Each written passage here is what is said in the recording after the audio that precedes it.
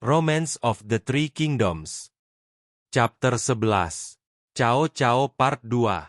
Cao Cao lulus pada Akademi Militer pada umur 20 tahun dan mendapat reputasi sebagai orang yang mempunyai integritas. Dia memulai karir sebagai komandan di sebuah distrik di ibu kota. Di keempat gerbang kota dia menaruh gada dengan berbagai bentuk dan dia akan menghukum siapapun yang melanggar hukum, apapun pangkat orang tersebut. Seorang paman dari Kasim Jianshou membawa pedang di jalanan pada malam hari dan itu merupakan pelanggaran. Karena itu pula ia dihukum menggunakan gada tersebut. Setelah itu tidak ada lagi orang yang melanggar aturan. Nama Cao Cao akhirnya terkenal dan dia diangkat menjadi hakim pengadilan di Dunqiu. Ketika pemberontakan Sorban Kuning terjadi, Cao Cao sudah berpangkat jenderal dan kepadanya diberikan 5.000 pasukan berkuda dan infanteri untuk bertempur di Yingchuan. Dia kebetulan bertemu dengan sisa-sisa pemberontak.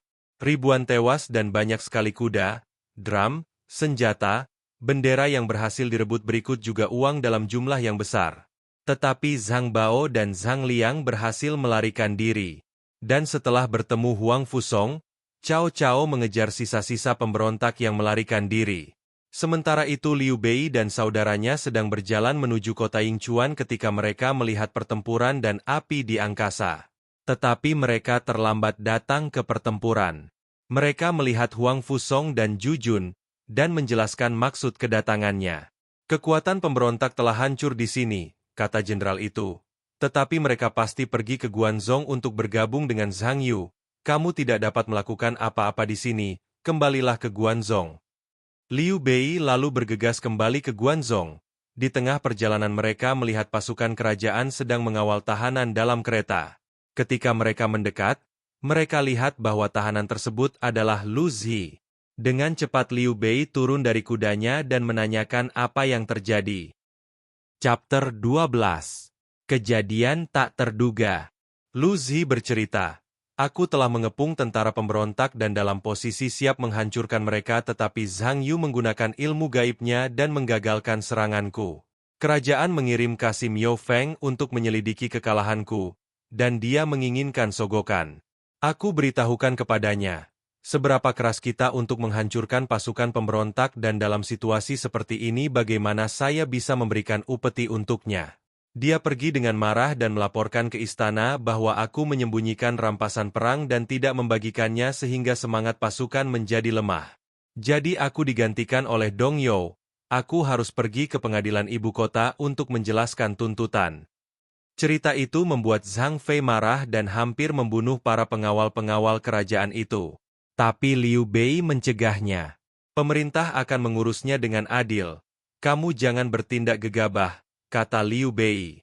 Akhirnya karena tidak ada gunanya menuju Guanzhong maka Guan Yu mengusulkan untuk kembali ke kota You. 2 hari kemudian terdengar peperangan di balik bukit.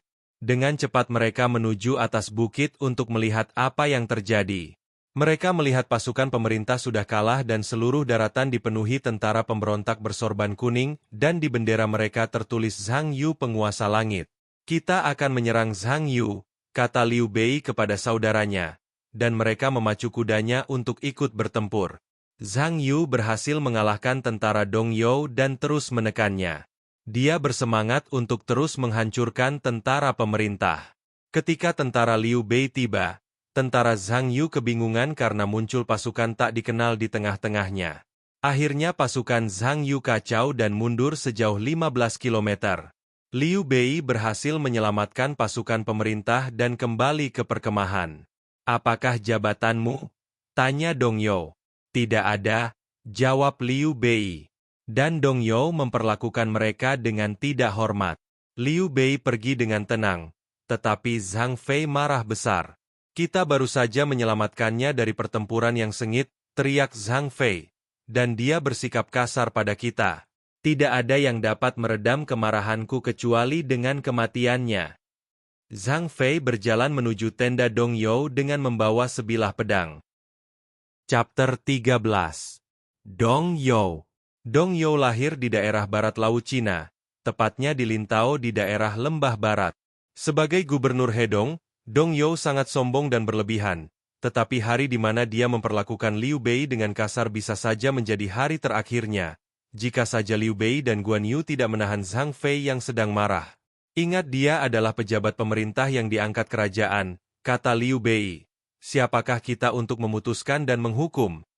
Sangat memuakan untuk menuruti perintah dia. Aku lebih baik membunuhnya sekarang. Kau boleh tinggal di sini kalau mau, aku akan pergi dari sini, kata Zhang Fei. Kita bertiga adalah saudara dalam kematian dan hidup, tidak ada perpisahan di antara kita. Kita semua akan selalu bersama, jawab Liu Bei. Akhirnya ketiga bersaudara itu pergi ke tempat Jujun, dan mereka diterima dengan baik dan berterima kasih atas bantuannya ketika melawan Zhang Bao. Pada saat ini Cao Cao telah bergabung dengan Huang Fusong. Mereka sedang berusaha menghancurkan pasukan Zhang Liang di Kuyang. Zhong Bao mengomandani sekitar 80.000 pasukan. Pemberontak telah memposisikan dirinya di belakang bukit. Penyerangan terhadap pasukan pemberontak telah direncanakan dan Liu Bei akan menjadi pemimpin pasukan utama. Pada pasukan pemberontak salah satu jenderal Zhang Bao, Gao Sheng menantang duel 1 lawan 1. Zhang Fei langsung keluar dari barisan dan maju menghadapinya. Hanya dalam beberapa jurus saja, Zhang Fei berhasil melukai Gao Sheng sampai terpental dari kudanya. Melihat hal ini maka Liu Bei langsung memerintahkan pasukannya untuk maju. Chapter 14. Melawan Sihir. Lalu Zhang Bao duduk di atas kudanya, melepaskan ikat rambutnya, mengambil pedangnya dan merapalkan semacam doa. Tiba-tiba angin mulai berhembus dengan kuatnya. Petir menghiasi langit dan kilatan-kilatan cahaya dari langit menghantam bumi. Bunyi bergemuruh yang memekakan telinga membuat kuda-kuda ketakutan dan dari langit turun awan hitam sehingga menjadi gelaplah medan peperangan. Ketakutan melanda pasukan kerajaan, Liu Bei memimpin pasukannya mundur, tetapi mereka dalam keadaan kacau sehingga banyak yang terinjak-injak. Zhang Bao menggunakan sihir, kata Jujun. Besok aku akan menyiapkan penangkalnya dengan darah babi dan kambing. Darah ini harus dipercikan ke tentara mereka dan kita dapat mematahkan sihir mereka. Guan Yu dan Zhang Fei membawa 1.000 pasukan dan bersembunyi di tebing yang tinggi dan mereka banyak membawa darah babi dan kambing. Keesokan harinya ketika pemberontak membunyikan genderang perangnya untuk menantang perang, Liu Bei maju untuk menghadapinya. Pada saat Zhang Bao menggunakan sihirnya lagi, Liu Bei mundur seperti sebelumnya dan pasukan pemberontak terus mengejarnya. Ketika pasukan pemberontak sampai di jalan dengan tebing tinggi, mereka dikejutkan dengan trompet dan genderang yang keras. Dan dari tempat persembunyiannya pasukan Guan Yu dan Zhang Fei menumpahkan darah babi dan kambing. Tiba-tiba pasukan pemberontak yang mengejar berubah menjadi lembaran kertas. Zhang Bao yang melihat bahwa sihirnya dipatahkan langsung memimpin pasukannya untuk mundur. Ketika sedang mundur, muncul di sisi kanan dan kiri pasukan Guan Yu dan Zhang Fei dan dari belakang dikejar oleh pasukan Liu Bei dan Jujun. Pasukan pemberontak berhasil dihancurkan. Liu Bei dari kejauhan melihat panji-panji perang Zhang Bao penguasa bumi. Liu Bei dengan cepat mengejarnya dan dengan panah Liu Bei berhasil melukai tangan kiri Zhang Bao. Meskipun terluka Zhang Bao masih dapat melarikan diri ke kota Yangcheng. Kota itu akhirnya dikepung oleh Jujun. Chapter 15. Tewasnya pemimpin sorban kuning. Pengintai yang dikirim untuk mendapat kabar dari Huang Fusong melaporkan, Komandan Huang Fusong telah sangat berhasil. Dong You yang sering kalah dalam pertempuran telah digantikan oleh Huang Fusong. Zhang Yu telah tewas di tangan Huang Fusong. Zhang Liang telah mengambil alih pasukan saudaranya itu dan menjadi satu dengan pasukannya. Tetapi tidak ada peluang untuk menghancurkan pasukan Huang Fusong yang telah menguasai tempat-tempat strategis dan telah menang 7 pertempuran berturut-turut. Zhang Liang lalu tewas di Kuyang. Selain itu peti mati Zhang Yu telah direbut. Kepalanya telah dipenggal dan dikirim ke ibu kota, Luoyang, untuk diekspos. Pasukan pemberontak lainnya telah menyerah dan untuk hal ini Huang Fusong telah diberikan penghargaan dengan jabatan Jenderal Pemimpin Pasukan Kereta Terbang dan Penguasa Daerah Jizhou. Huang Fusong juga tidak melupakan teman. Titah pertama setelah mendapatkan kekuasaan adalah membersihkan nama Lu Zi dan mengembalikan jabatannya yang diambil oleh Dong You dan mengangkat Cao Cao menjadi gubernur di Jinan. Mendengar hal ini, Jujun menekan lebih keras dan mati-matian untuk merebut kota Yangcheng. Lalu salah satu bawahan Zhang Bao, Yan Zheng membunuh atasannya dan membawa kepalanya untuk diserahkan ke kerajaan. Akhirnya seluruh pemberontak telah menyerah dan Jujun melaporkan hal ini kepada kerajaan. Tetapi ada beberapa pemberontak sorban kuning yang masih memimpin perlawanan. 3 pemberontak lain, Zhao Hong, Han Zhong, dan San Zhong. Mereka mengumpulkan 30.000 pasukan dan memulai perampokan dan pembantaian. Mereka menyebut dirinya pembalas dendam bagi Zhang Yu. Chapter 16. Pengepungan di Wancheng. Kerajaan memerintahkan Jujun untuk membasmi sisa-sisa pemberontak. Dia langsung berangkat menuju kota Wancheng di mana para pemberontak itu bermarkas. Ketika Jujun tiba, Han Zhong langsung maju melawan. Jujun mengirim Liu Bei dan saudaranya untuk menyerang sisi sebelah barat daya dari tembok kota. Sementara itu Jujun membawa 2.000 pasukan berkuda untuk menyerang bagian kota lain. Pemberontak berpikir mereka tidak akan bisa mempertahankan kota itu lagi dan mulai kehilangan semangat.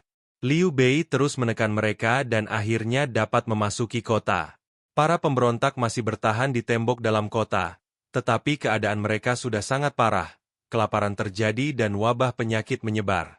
Utusan pemberontak datang kepada Jujun untuk menyerah, tetapi Jujun menolaknya.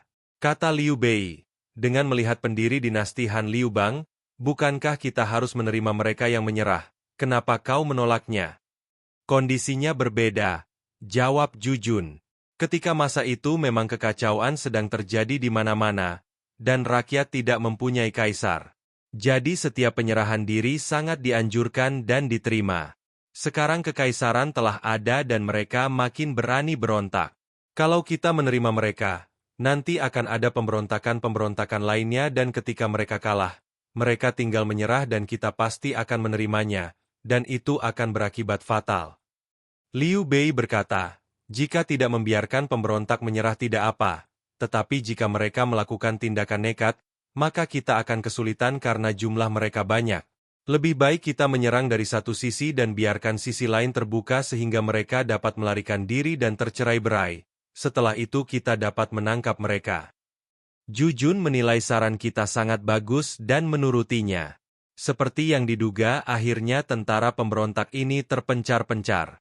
Pimpinan pemberontak Han Zhong akhirnya terbunuh, tetapi pasukan pemberontak lain yang dipimpin oleh Zhao Hong dan San Zhong mendekat dengan kekuatan besar, dan karena itu pasukan pemerintah menghentikan pengejaran. Pasukan pemberontak yang baru akhirnya merebut kembali kota Wancheng. Chapter 17. San Jian. Jujun berkemah 3 mil dari kota dan bersiap-siap untuk menyerang. Dan pada saat itu, tiba pasukan berkuda dari arah timur. Pemimpinnya adalah seorang jenderal bertubuh kekar, namanya adalah San Jian. Dia berasal dari Fuchun di negara bagian Wu, keturunan dari ahli strategi yang terkenal Sun Tzu. Ketika berumur 17 tahun, San Jian bersama ayahnya melihat bajak laut yang sedang membagi hasil rampasan mereka di pinggir sungai Kintang. Kita dapat menangkap mereka, katanya pada ayahnya. Lalu dia menggenggam pedangnya. Dia berlari menuju bajak laut itu dan berteriak seolah-olah sedang memanggil pasukannya untuk mengepung. Ini membuat para bajak laut itu percaya bahwa mereka sedang diserang, dan mereka melarikan diri, meninggalkan barang jarahan mereka. San Jian berhasil membunuh salah satu bajak laut tersebut. Karena itu dia menjadi terkenal dan mendapat jabatan di pemerintahan daerah. Lalu dengan kerjasama dengan pemerintah, dia membangun tentara dengan berkekuatan 1.000 orang dan membantu meredakan pemberontakan Suchang dan menyebut dirinya Kaisar Matahari. Untuk hal ini San Jian diangkat menjadi kepala pengadilan Yandu kemudian Sui dan terakhir Siapi oleh penguasa daerah Zhang Min. Ketika pemberontakan sorban kuning terjadi, San Jian mengumpulkan anak daerahnya untuk dibentuk tentara. Akhirnya terbentuk 1.500 tentara untuk ikut menumpas pemberontakan. Jujun dengan senang hati menerima San Jian, dan memerintahkannya menyerang dari selatan, sementara utara dan barat akan diserang oleh Liu Bei dan Jujun. Sedangkan bagian timur akan dibiarkan terbuka agar pemberontak dapat lari ke sana. San Jian adalah orang pertama yang dapat memanjat tembok kota. Dia membunuh 20 pemberontak sendirian lalu San Jian turun dari tembok kota, mengambil tombak dan memukul jatuh ke Zhao Hong dari kudanya. Kemudian San Jian menaiki kuda Zhao Hong dan menyabetkan pedangnya sehingga menyebabkan banyak tentara pemberontak yang tewas. Chapter 18. Tugas pertama. Pasukan pemberontak lainnya berlari ke arah utara, namun bertemu dengan pasukan Liu Bei. Mereka tidak melawan tapi melarikan diri dan terpencar-pencar. Liu Bei lalu mengeluarkan panahnya dan memanah pemimpin pemberontak Sanzong yang langsung jatuh ke tanah. Pasukan Jujun akhirnya tiba dan setelah pembantaian besar-besaran, pasukan pemberontak menyerah. Setelah itu kedamaian tercipta di 10 daerah Nanyang. Jujun kembali ke ibu kota Luoyang dan diangkat menjadi jenderal pasukan kuda terbang dan menerima jabatan menjadi gubernur Henan. Dia tidak melupakan jasa-jasa orang yang membantunya. Dia melaporkan jasa Liu Bei dan San Jian. San Jian yang mempunyai pengaruh dan koneksi diangkat menjadi komandan pasukan kerajaan di Changsha. Tetapi Liu Bei walau sudah dipromosikan melalui surat Jujun tetap harus menunggu kenaikan jabatannya. Liu Bei dan kedua saudaranya sedih menerima kabar tersebut. Suatu hari ketika sedang berjalan di ibu kota, Liu Bei bertemu seorang pejabat kerajaan Zhang Jun yang kepadanya menceritakan keluh kesahnya. Zhang Jun sangat terkejut mendengar hal ini dan akhirnya menceritakan kepada kaisar tentang hal ini. Katanya, pemberontakan sorban kuning terjadi karena Kasim memperjualbelikan jabatan. Pekerjaan di istana hanya untuk teman-temannya. Hukuman hanya untuk musuh-musuhnya.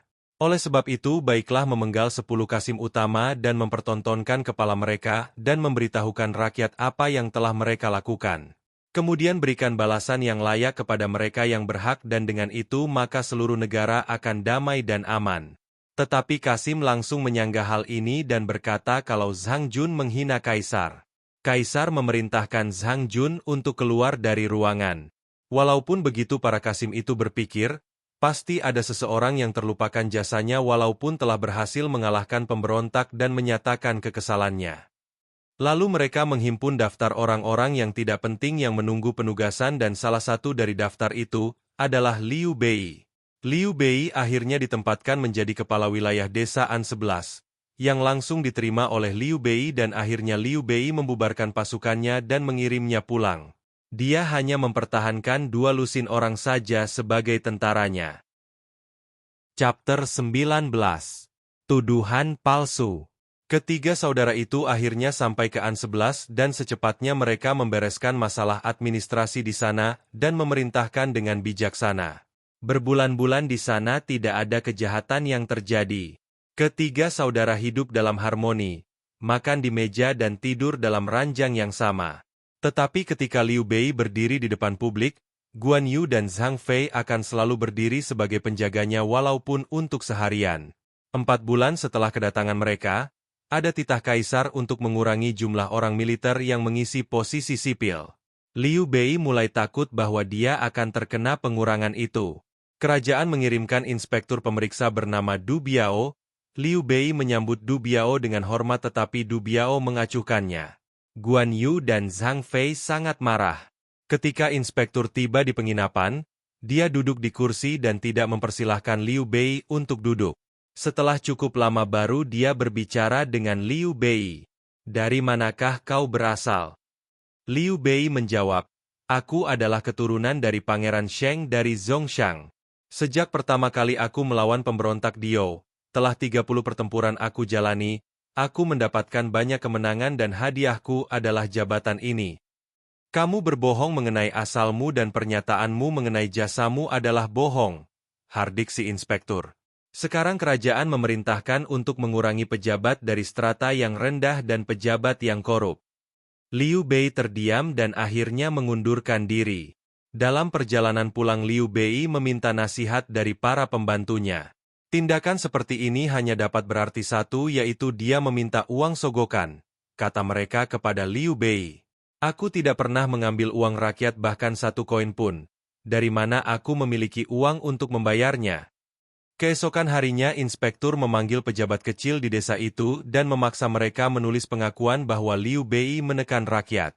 Liu Bei yang pada saat itu akan membantah hal ini tapi penjaga pintu menjaga agar Liu Bei tidak masuk. Chapter 20. Kemarahan Zhang Fei.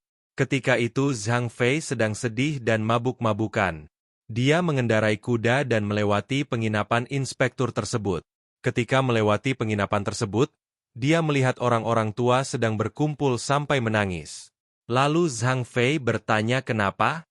Kata mereka, inspektur itu telah memaksa bawahan-bawahan Liu Bei untuk membuat pernyataan palsu, agar Liu Bei dapat dihukum.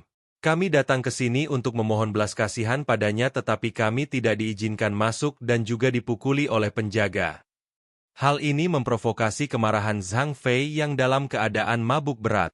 Zhang Fei marah besar sampai matanya melotot. Dia langsung melabrak masuk ke penginapan dan penjaga pintu yang melihatnya langsung lari ketakutan. Lalu dia masuk ke pelataran penginapan itu dan di sana dia melihat inspektur sedang duduk di atas kursi tinggi dan pejabat kecil sedang diikat dan berlutut di bawahnya. Penindas rakyat, pencuri, teriak Zhang Fei. Tahukah kau siapa aku? Tetapi sebelum inspektur itu menjawab, Zhang Fei telah menarik rambutnya ke depan. Zhang Fei lalu mengambil ranting dari pohon willow dan memecut inspektur itu dengan kerasnya. Liu Bei saat itu sedang termenung sedih, ketika dia mendengar ada ribut-ribut di depan pintu. Dia berkata ada masalah apa? Mereka memberitahu padanya, Jenderal Zhang Fei mengikat seseorang dan memukulinya. Dengan secepatnya Liu Bei bergegas keluar dan Liu Bei melihat siapakah korban Liu Bei itu. Liu Bei lalu bertanya kepada Zhang Fei mengapa memukulnya. Kalau kita tidak memukul bajingan ini sampai mati, apakah yang akan terjadi kemudian? Kata Zhang Fei. Oh Tuan, tolong selamatkan aku, pinta si inspektur. Karena Liu Bei selalu baik hati maka dia meminta saudaranya untuk melepaskannya. Lalu Guan Yu tiba dan berkata, Kakak, setelah usaha kita yang hebat dan hanya mendapat jabatan ini dan setelah kau berhasil lalu datang orang ini menghina MU.